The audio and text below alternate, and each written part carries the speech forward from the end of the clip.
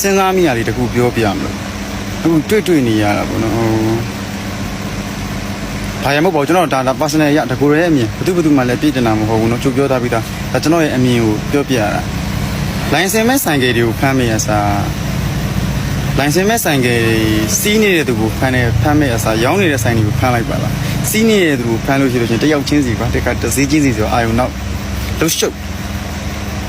ဆိုင်ကိုသွားဖမ်းလိုက်လိုင်စင်မဲ့ရောင်းတဲ့ဆိုင်လိုင်စင်မဲ့ဆိုင်ကရောင်းတဲ့ဆိုင်ကိုသွားဖမ်းလိုက်မကောင်းဘူးလားအယောင်ပြကန်းတွေကတော့လိုင်စင်နဲ့မှန်တယ်ဒါပေမဲ့ရောင်းနေတဲ့ဆိုင်ကယ်တွေကလိုင်စင်မရှိဘူး maybe 10စီးမှာ8စီးလောက်ကမရှိဘူးတစ်စီးချင်းစီကိုထင်တဲ့အစီကိုဘက်ဆို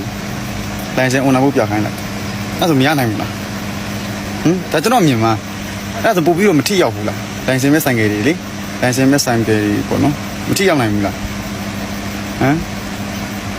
ဖြစ်နိုင်ရနော် maybe 100% မဖြစ်နိုင်တော့ 75% လောက်ဖြစ်နိုင်တယ်ခင်ဗျားတို့ရောအဲ့လိုထင်လားကြောက်လို့ထင်လားထင်ကြလားခင်ဗျားတို့